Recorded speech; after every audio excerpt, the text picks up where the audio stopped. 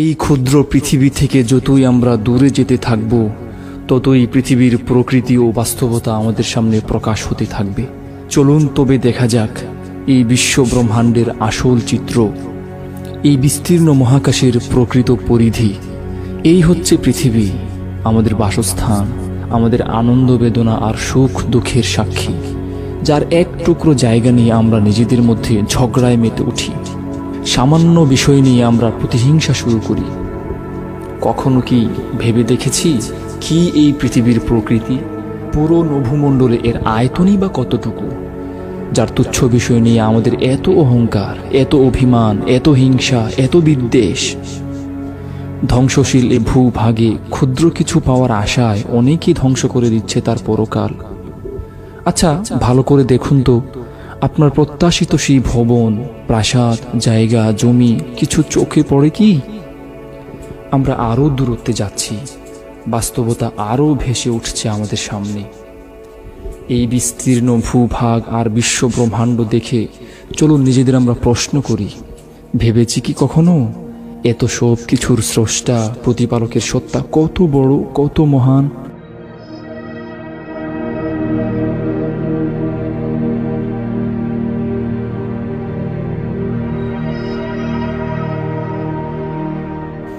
এখানে এসে আমরা বুঝতে পারি পৃথিবী আর পৃথিবীতে বিচরণশীল মানুষ কত ক্ষুদ্র, বরং পৃথিবী কত তুচ্ছ।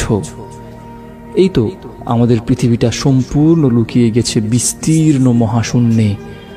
কোথায় গেল সেই রাজত্ব? কোথায় সেই আধিপত্য যাকে আমরা বিশাল বলে মনে করি? কোথায় সেই দুঃখ যাতনা যার ফলে আমরা মুহূর্তে কান্নায় ভেঙে পড়ি? এই বিস্তৃত নভোমণ্ডলে, এই বিশাল মহাকাশে সুখ দুঃখ আর আনন্দ বেদনা খুঁজে পাওয়া বড় দায়। বিশাল এই ইউনিভার্স তৈরি করেছেন যে সত্তা, নিশ্চয়ই তিনি মহান, অসীম শক্তিধর, প্রবল পরাক্রমশালী। তার এত সব সৃজন শৈলী দেখা মাত্রই আমাদের মুখ ফুটে বের হয়ে আসবে, পবিত্রময় সত্তা, আমাদের ক্ষমা করুন, আমরা আসলে আপনাকে চিনতেই পারিনি, আপনার মহিমা বুঝতেই পারিনি। এই মহাকাশ দিয়েই আমাদের আত্মাগুলো একদিন উপরে চলে যাবে। সেদিন কেউ কেউ সুখময় স্বপ্নীল জান্নাতের সুসংবাদ পাবে, তাদের শুভেচ্ছা ও সংবর্ধনা দেওয়া হবে সুমধুর ভাষায়। আবার কারো কারো আত্মাকে অভিশাপ দিয়ে নিচে নিক্ষেপ করা হবে, প্রতিপালকের দয়া থেকে তাকে বঞ্চিত করা হবে। এই অসামান্য আর কল্পনাতীত দূরত্ব ভেদ করে মহান আল্লাহ ওই নারীর কথাও শুনেছেন যে তার স্বামীর সঙ্গে বিবাদ করে মহানবী সাল্লাল্লাহু আলাইহি ওয়াসাল্লামের কাছে এসে অভিযোগ করেছিল, অথচ তার সে বিবাদ সেদিন তার প্রতিবেশীও শুনতে পায়নি। আপনি যখন নামাজ পড়েন তখন আপনার পাশে সিজদারত লোকটির মুখের ফিসফিস আওয়াজই হয়তো শুধু আপনার কানে আসে, কিন্তু সেই মহান সত্তা, অসীম ক্ষমতাধর প্রতিপালক তখনও তার কথা শুনেন, তার মনের অবস্থা বুঝেন। এই বিস্ময়কর, অত্যাশ্চর্য, শত সহস্র বিলিয়ন আলোকবর্ষ দূরত্বের মহাকাশ ভ্রমণ শেষ করে আমরা এখন ফিরছি আমাদের পৃথিবীতে। কোথায় সেই পৃথিবী? বরং কোথায় সেই সূর্য? কোথায় সেই সৌরমণ্ডল? বরং কোথায় সেই স্পাইরাল ছায়াপথ? দেখুন তো, সূর্যকে খুঁজে বের করা যায় কিনা, যা আমাদের পৃথিবী থেকে প্রায় 13 লক্ষ গুণ বড়, যাকে একসময় আমরা এই বিশ্ব ব্রহ্মাণ্ডের সব থেকে বড় গ্রহ ভাবতাম। দেখেছেন কোথায় সেই সূর্য? এই মহা অন্ধকারে কোথায় সূর্যের সেই তপ্ত আলোক রশ্মি?